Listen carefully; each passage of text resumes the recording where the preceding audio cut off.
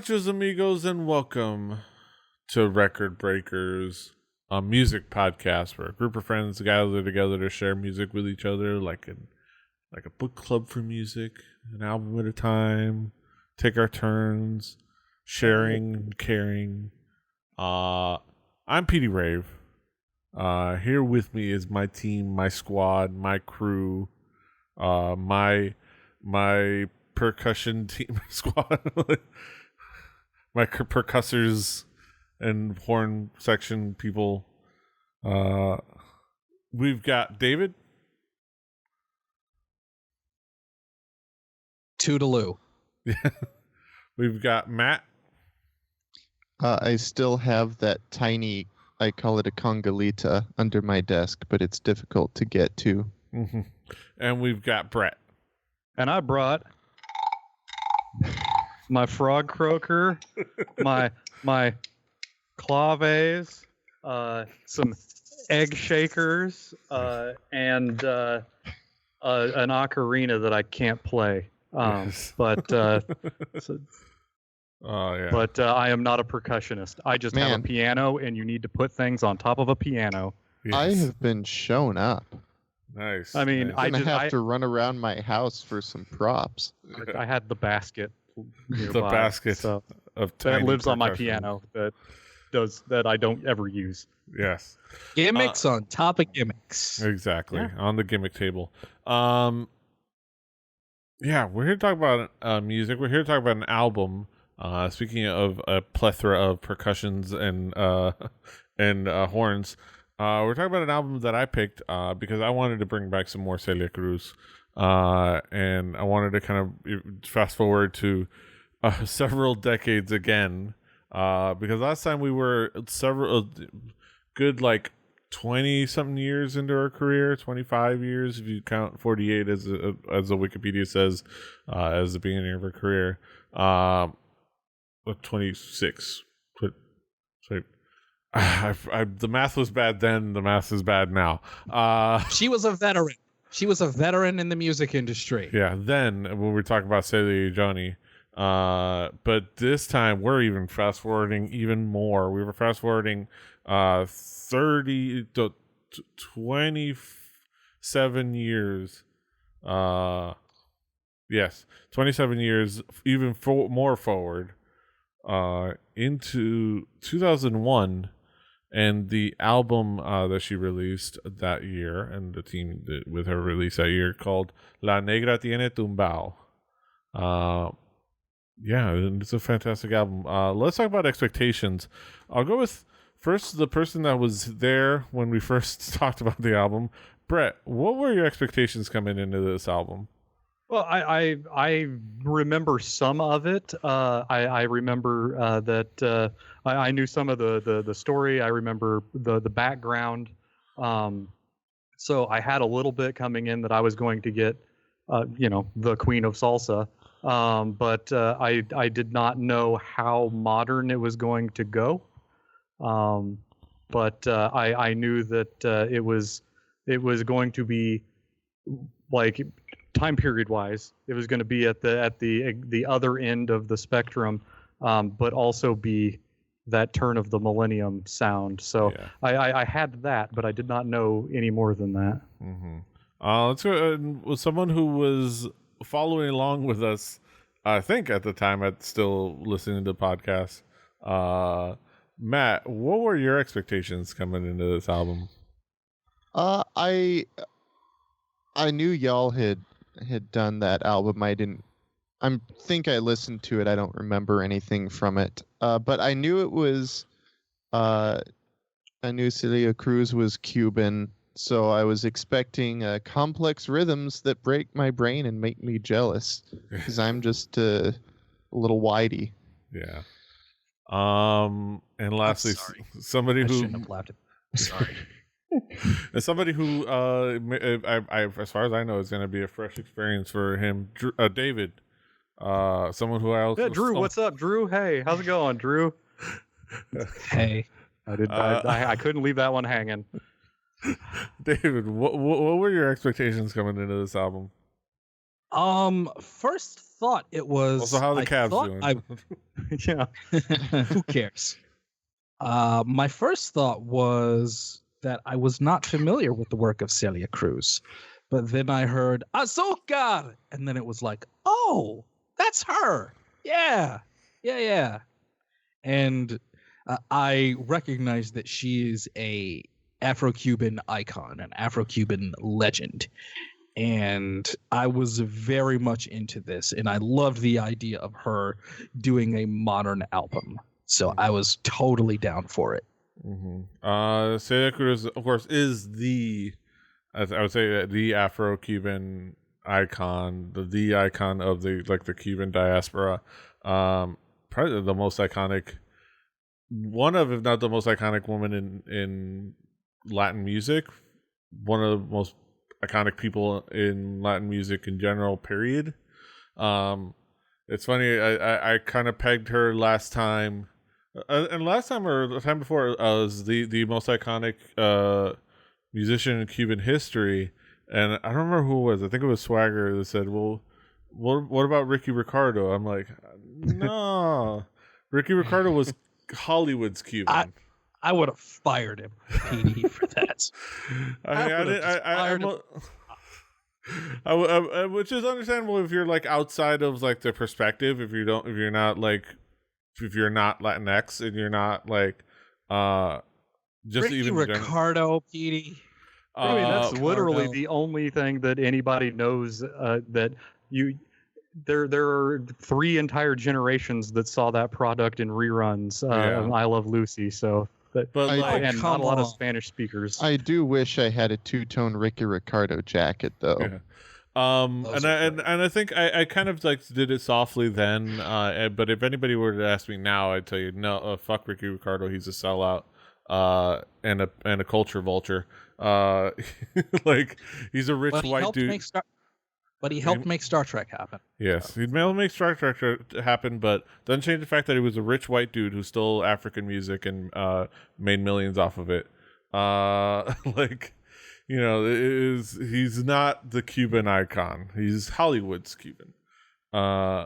Celia Cruz is a Cuban icon, and honestly a Latin icon. I think she transcends in so many ways. One of the retrospective dramas of novellas of her life was recently produced in Colombia. She's an icon to so Wasn't many there people. one in Mexico too? I don't know. I gotta look it up. I don't know off the top of my head. That was the one I most recently remember because I know that my family was watching it while it was airing, at least while it was airing here on television. And yeah, she's an icon of music history, like of Latin music history. And yeah, this kind of like extends that. It's very kind of like still timeless classic salsa, but modernized in its presentation, modernized in kind of like some of its performance. Most of it is pretty much kind of like in that core salsa, but like performed by, you know, maybe probably possibly younger people, with one track kind of like bringing in new elements, but mostly just classic salsa. It's that beautiful, fun, danceable music, horns, complex rhythms, percussions. It is salsa music is that music where like it is a music that it exists as a product of a bunch of people walking into a room, starting to play, and then more people join in and pick up something and start playing, and somebody else picks up a thing and starts providing more percussion, but still fitting in and not actually messing anything up, and all these people join in and find their little place musically, whether it's a horn, whether it's a different types of percussion. It's something similar to that frog. I forget names. That's the one that you do the washboard. This is just a frog croaker, a whiro, whiro. Yeah. And like, you know, whether it's tambales, whether it's like a stick on another stick, you know, like it is a music of people joining in and providing something while not messing up the flow and the rhythm. This is obviously a lot more produced, a lot more sculpted and created. This is from a team of people, a team of songwriters and producers, different collaborators that provide the foundation for which Celia performs, and she performs great. Like, this is a mature voice, but this is her at like in her still at this point, in her 70s already, and like still has it. You never lost it. Like, and it's amazing and fantastic and iconic and legendary and beautiful to listen to. And there's the lead single of this track is still a song you can play at any party. It's just the good salsa music. But let me hear what you guys think. Brett, how would you describe this album musically? Well, it's noteworthy that I read that during her entire career she performed in Spanish, and this is straight up. This is very much a Spanish language album. There are some times that I will. There's some English that peeks in a very wholesome way, but this is like, if you're gonna want to follow this, it really I listened to this album many times, and then I picked up the lyric sheet, read along, and listened to a bunch more times. Their lyrics on this album are, I had no idea what I was getting into because my Spanish is non-existent. But I read along, and the lyrics are, they are fair. The ones that I could easily find the lyrics to in the last 30 minutes of doing a read before are pretty wholesome. The song constructions are like, you can hear the quality in all of the musicianship in this album, not just the singing. The songwriting's pretty neat, but I only know some of that. But the percussion's on point. There's a lot going on. There's a giant wall of percussion coming in, but you can hear it all. It's recorded well enough that if you want to hear detail, you can hear detail by paying attention closely to that. You're not going to lose it. The percussion hangs out in a level, and they do some stereo stuff so things don't step on one another in your ear. But you can easily you hear a million people on stage, a million people blowing horns, a million people playing percussion, like a guy hammering on a piano. There's a reeded instrument every now and then, whether it be a harmonica, an accordion-like instrument, or digital. There are so many things going on in every single song that aren't the vocals, but you can hear them if you pay attention. The horns are exceptional. The horns hit, they hit every note. There's some fun synthesizer stuff that goes on here that I loved. That it's a very easy listen, because it's when you don't know the language that you're hearing, the music becomes an instrument in itself, and the Spanish language is really good at having, it has a lot of sing-songy qualities in the way that the vowels work, and the just the different ways that you can push your vocals that you don't hear. I was looking up for some reason. I was reading an article about the Miami dialect, and it's funny. It brings up the fact that I didn't even think about it, but I don't know if it even comes out in the way I speak in English, but in Spanish, all the syllables are have the same length. It's something you don't even think about it when you in English or American English. There's more emphasis, and some syllables are longer, some are shorter. But in Spanish, all of them are the same length. So Spanish is it's almost like Spanish is designed for music, because you just syllable by syllable fit it on the beat. And another side benefit of not knowing the language is you can write up 2 pages, 2 completely different reviews of things while listening to it without having words pop into your head and break your typing. You just you can let this music wash over you. But the more you pay attention, the more you can find. And other than that, I don't know the percussion that well, but I could hear it all. Mm-hmm. That was what was impressive. I could hear every squeak, every stroke, every, everything getting hit on the side. It was recorded really well. Matt, how would you describe this album musically? Similar to what Brett said, just all the rhythms, all the instruments playing all these slightly different rhythms, never stepping on top of each other. It's always super interesting to me to listen to music of this ilk, just to try to get an idea of all these different rhythms and how just listen to one instrument. Okay, keep the one in my mind. All right, I think I'm getting the hang of that. And you can do that for, one track has 10 different instruments at least that you can do that with. And the horns as well. Super brash in a good way, though. In sections, given nice horn punches, but also just, squealing out lead above the singing. And the singing is also extremely good. Yeah. And I finally looked it up. We were talking about, I was saying, like, there's the claves, there's the guido, there's like the quattro, which is some salt. I don't know if it's in this, but like there's some fun, like, and cowbell. I don't know. I don't remember if I heard cowbell. The Like, there have been, like, claves, Yeah. the claves, those are the ones I know. It's 2 and 3 or 3 and 2. I can get 2 and 3. The 3 and 2 starts to mess me up. Yeah. Like, you have claves, and then you have, like, it sounds like cowbells, and then there's, like, also wood block, or like there's like other kinds of wood being hit with a thing of a different material, and it's and wild. then also the bass playing its own thing. Yeah, it's like it's getting what's around. Like, for example, like when I'm hanging out when I used to hang out at the Seven Seas bar up street, a nice little dive bar. When there was like sometimes there would be a couple of people when they would sing a karaoke, salsa music karaoke, the people would jump in with like whoever had percussions.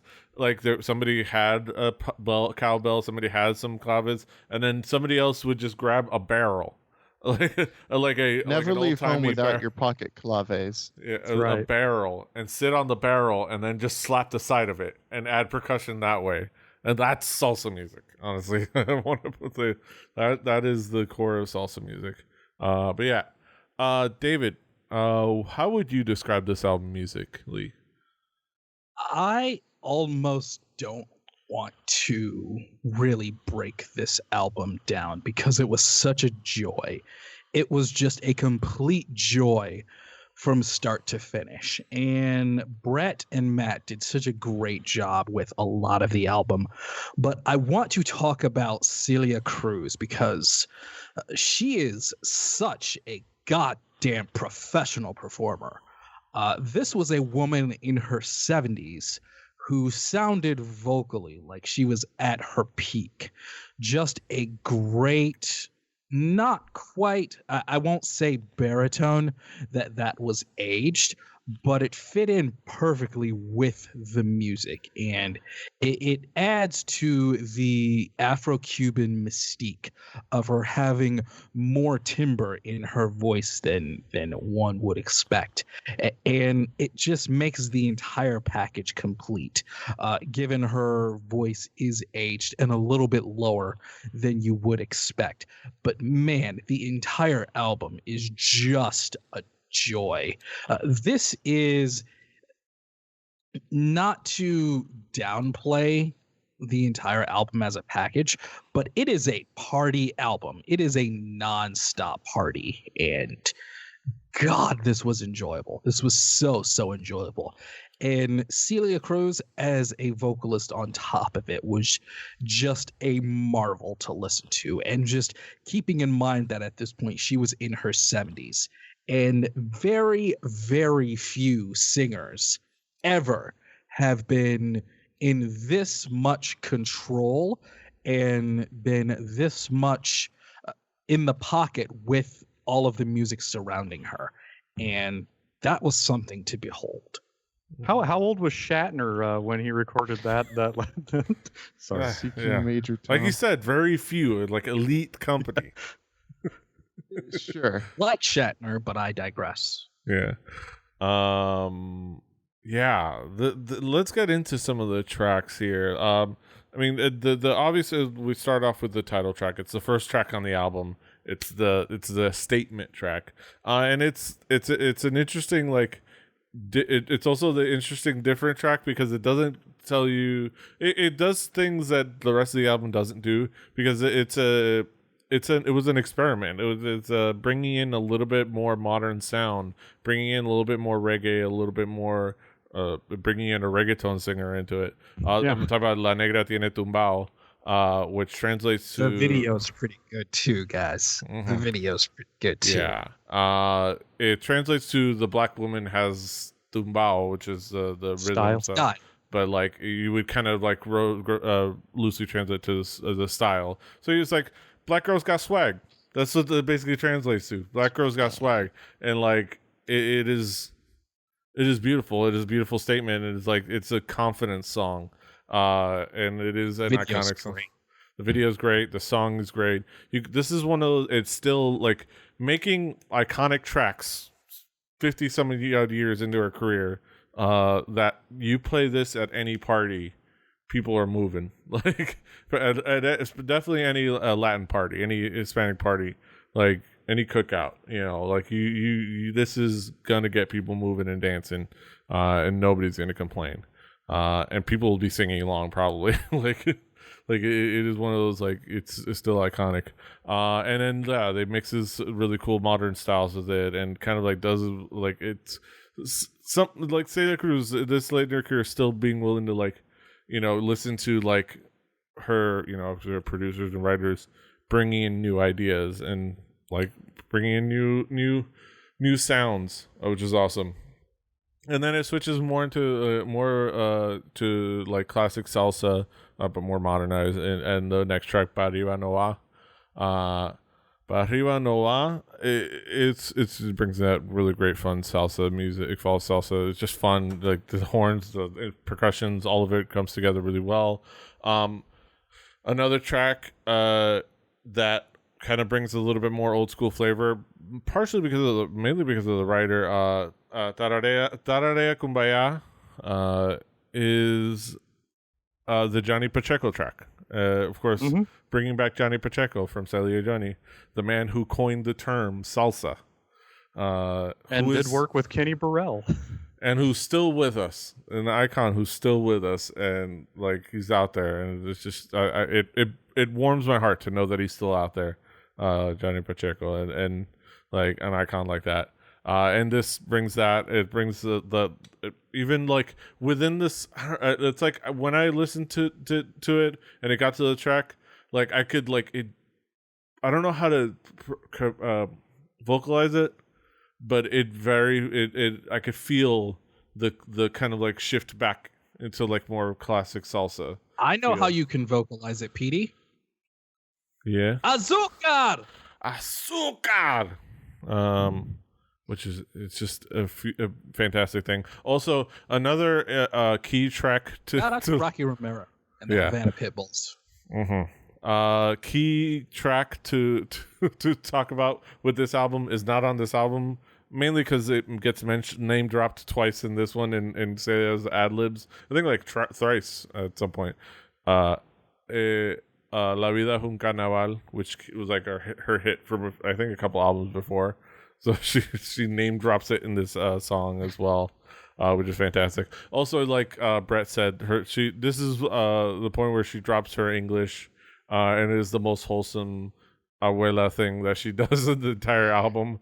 Like, my English not so good, but we can dance, like, we can sing, and it's like the most heartening, beautiful like. Tia abuela thing that she does, like and yeah, it's kind of hit me in the feels, like and probably not anybody else. It was probably just like a cute moment for everyone else, but it just like this was great. This was great. It was a little bit more like personal. Afro-Cuban. Exactly. This is great. Yeah, it's so beautiful. Let's go to you guys, Brett. What would be your key tracks for you? Well, I'm gonna hit almost everything that you said, but in a different way.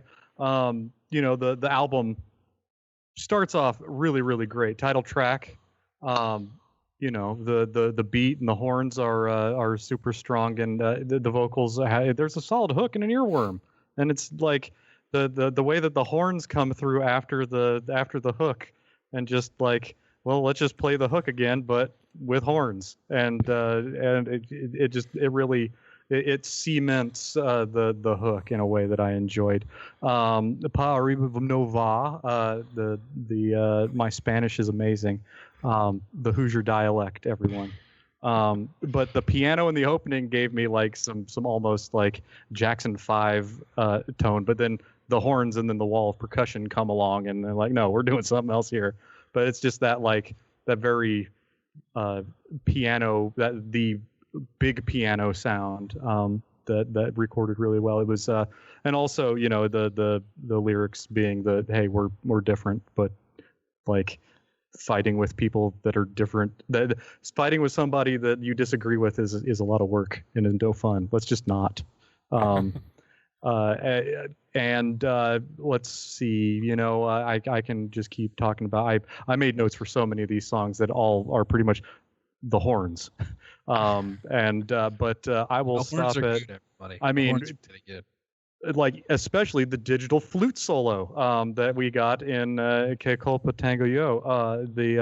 When you have, like, there are some instruments that I listen to that I'm like, oh, that's the 80s synthesizer pad. Like, oh, like you could put that in a song. Let's say if you're making something modern, say you're like Chromeo or something, and I'll be like, oh, that's great. I wonder if the digital flute that sounds like 80s Casio, like it's almost MIDI. It's better than that, but it's definitely a digital wind sound. Like I need to learn more about that. As a fan of digital wind. Yeah. Yeah. And it doesn't get more salsa than a song written by the guy who named Salsa. That was a Taria Kumbaya. Yeah. Kumbaya. Yeah. And something like that, Petey. Yeah. Is that right? Tararea Kumbaya. And with that, that song, it made me think long and hard about like what was going, like she came over in the 1960s and worked her entire career in a language that most of the people in this country do not speak. She never actually most of really from what I've heard, never had to. I don't speak. Well, now that's like, so there's like entire worlds that a lot of people in my area of the world don't understand that in this country there are people that have been here this long and done that much and are an institution musically, and like the very wholesome English lines really, they're like, okay, it's earnest in a way that a popular album like this modernly recorded normally wouldn't be. Mm-hmm. Yeah. Matt, what would be some of the key tracks for you? The opening track. See, this is the issue that Brett and I have, is that you can either just try to pronounce it in the widest way possible, or you can try to pronounce it correctly, and either way it's going to be wrong. Yeah. Anyway, the opening track, I was not expecting this at all.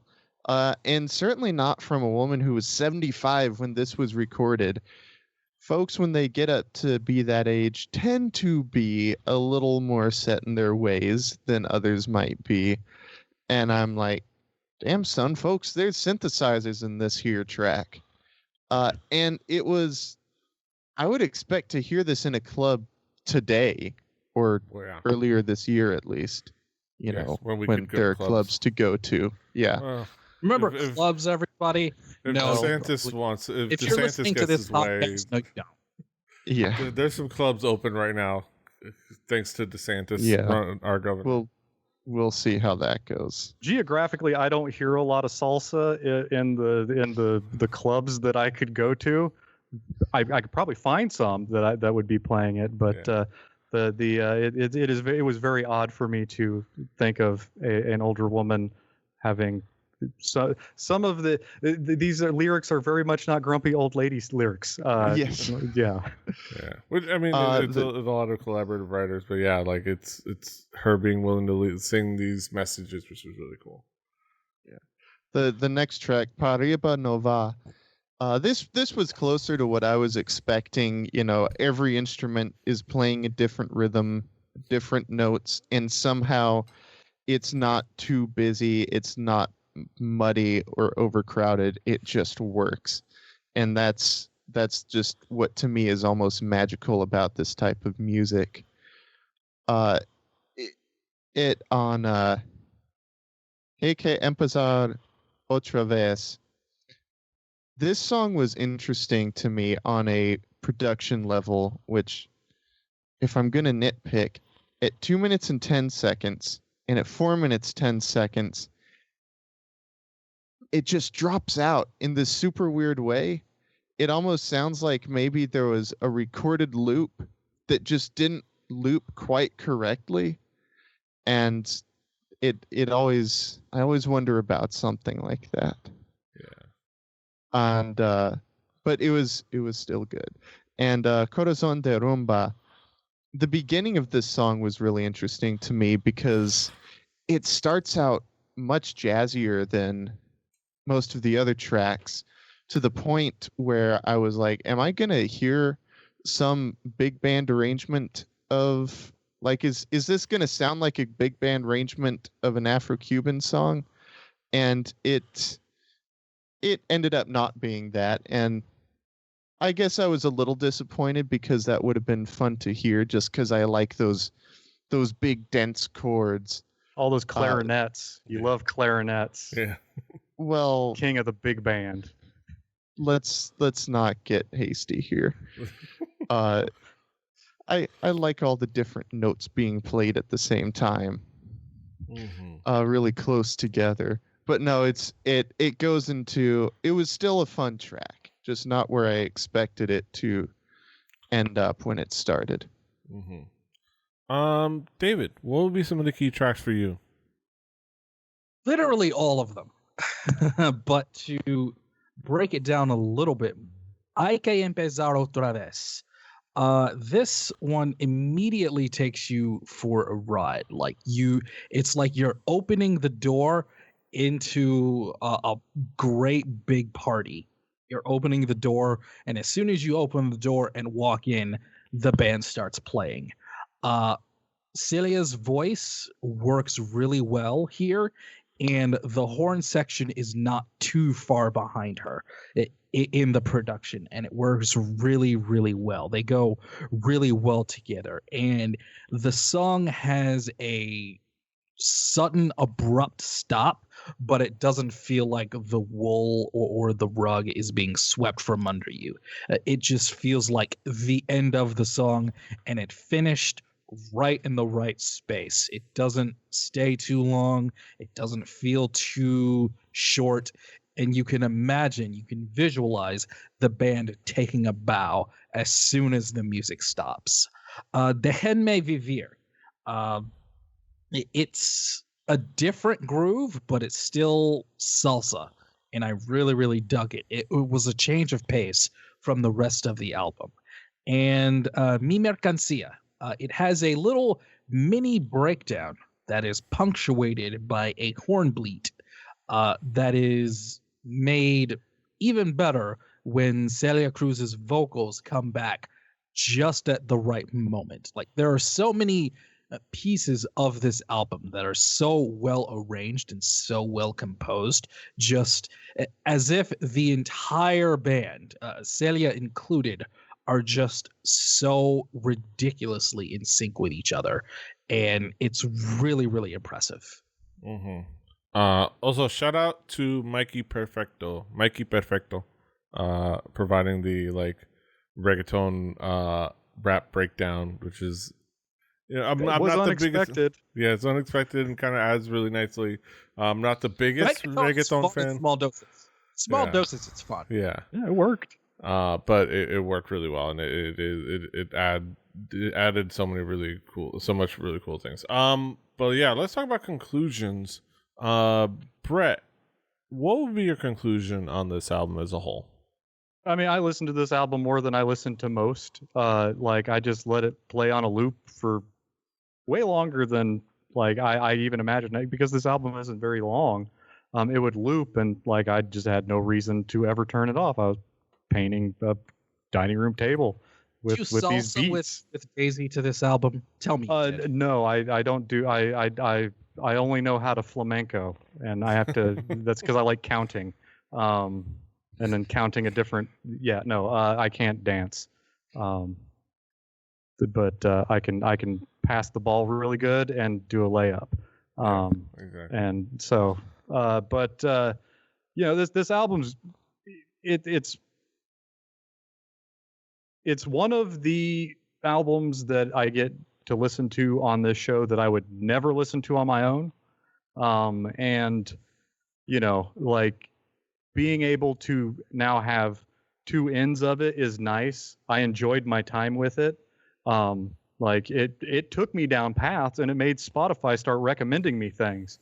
Who knows where it'll go? But it certainly is something that is stuck in my head, and I will be at Leonardo's and they'll have the radio on, and I'll hear something, and I'll be like, no, I have no way of confirming this, and I'll pull out my phone, and then I'll be like, I was wrong, but then I'll probably listen to it again. That's how this is going to go. Yeah. I'm going to be getting some food. Do a little place salsa. at the place where I watch my Spanish language television and hang out with my neighbors who don't communicate with me in the same language as I communicate with them, and I'll enjoy the cultural exchange again. Mm-hmm. Matt, what would be your conclusion on this album as a whole? I really enjoyed this album. It's just it's joyful music. It's joyful to listen to. It's something that I expect to return to again and again.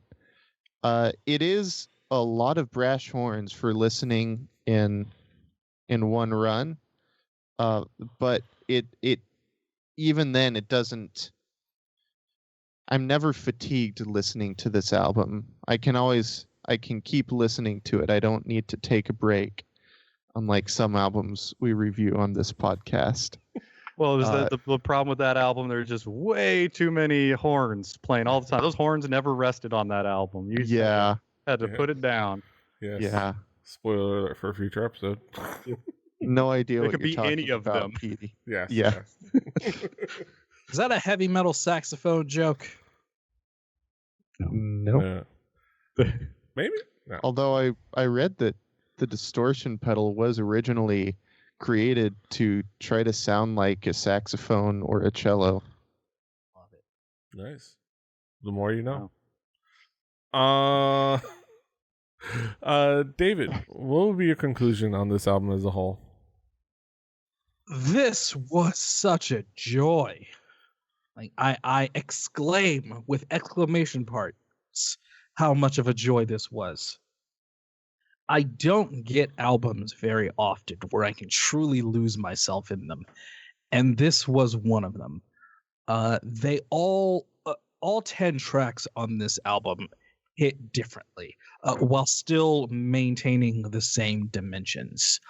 And Celia Cruz had more power and control in her voice than most singers in their 20s and 30s. And wow, at that. What a professional. What her status is more than deserved. And I want to hear more from her. I want to hear what she sounded like when she was younger, because to be this in control with all of these other things going on is just beyond impressive. Like the word legend gets thrown around so much. Legend, icon. Celia Cruz is it, period. Period. With a T at the end. Specific. Yeah, she is. Period. Yes, she is a legend. She was a legend. She still is a legend. Like, she's still an icon in music. Somebody that's remembered. Like it, and for good reason. She was the voice and face of Cuban exiles, and she was a voice and face of like Afro-Cubans, Black Cubans, Black Hispanics in general. It's almost like this is my continuation of like elevating Black voices, like I did with a couple of my other albums, because she is. I think she's somebody that represents not just Cubans and not just the Cuban exile community, but specifically Black Cubans and Black Hispanics who are often forgotten. Like, often you forget that there's Black people in Latin America. Like, a lot of y'all forget. And I'm looking at you. I'm looking at you hard.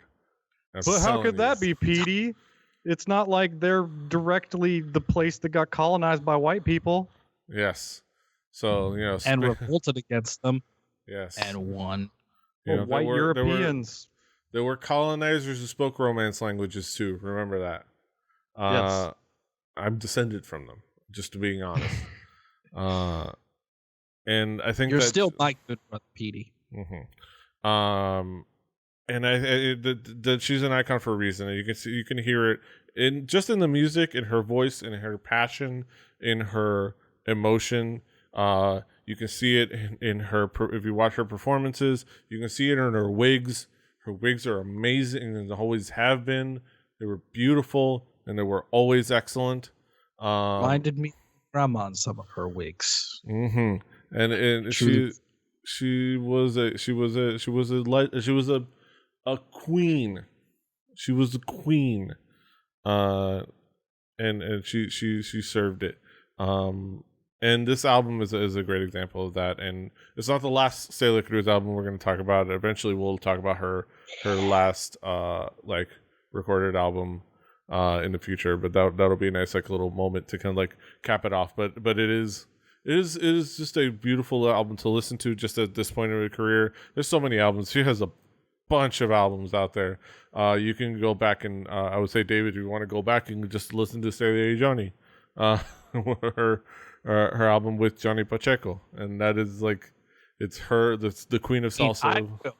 I will. Yeah, I've seen like 30 wigs and 20 different dresses in the first page of Google Images. Yes, and all of them excellent, and they're all different. It's great. Yes, she's a legend.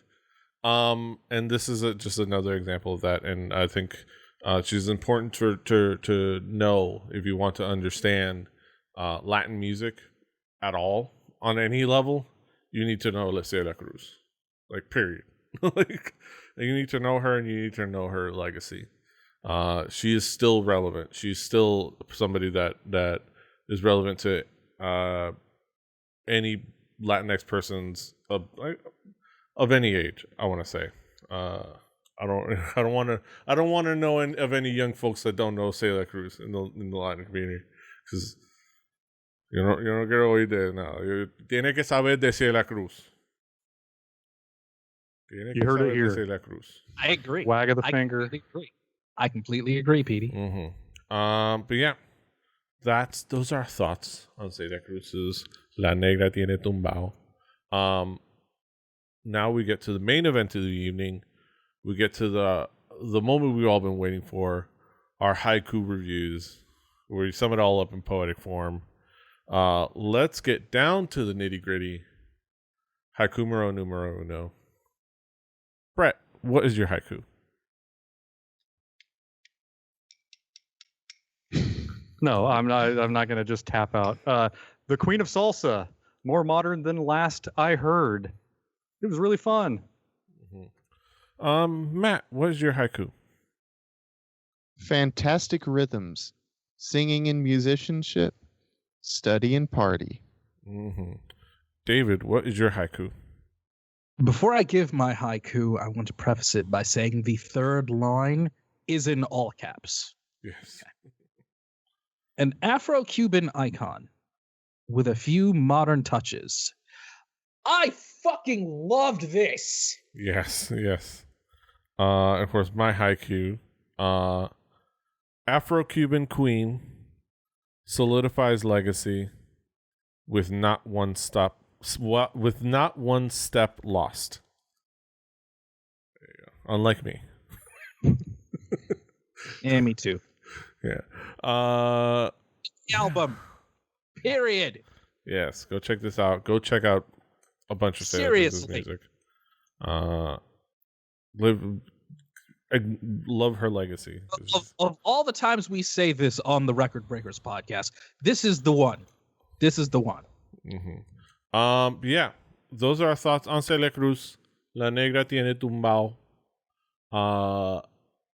You can find it on our Spotify playlist. Play Record Breakers, the home game. Do your due diligence and your due diligence. Follow along at home. You can find the link in our show notes. I'll try to remember to also tweet it along the episode link, if I can remember. If I can remember. But yeah, follow along at home. On that Spotify playlist will be next week's record. And it's going to be provided by David. David, what have you got for us next week? Well, Petey Rave, it's come to the point where I have to ask. And I will ask you, good brother. Should we go red? No, we're not going to do colors. We did colors that last time. Should we go Sailor Moon or the music industry being bullshit? I go Sailor Moon. All right. In that case, we will be doing the album from future funk artist Desired, entitled Love Story. So look forward to that next week. But that'll be next week, and this is this week. And you can, of course, find us all over the internet. David is at Call Me DJM. Matt is at MReddickW. Brett is at HibbityBibbert.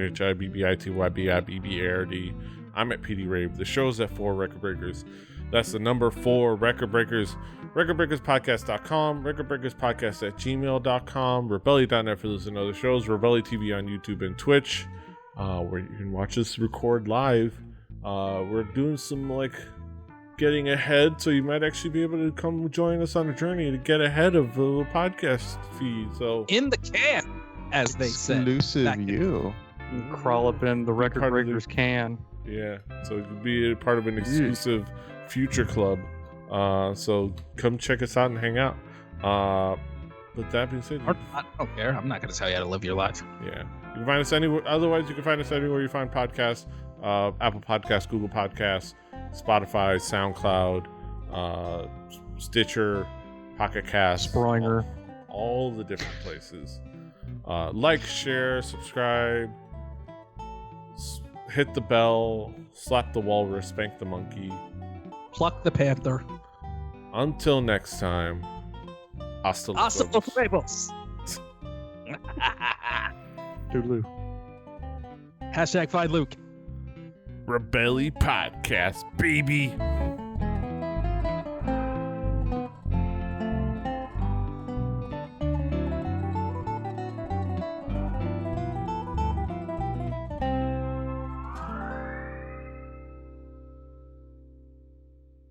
Diamond Club hopes you have enjoyed this program.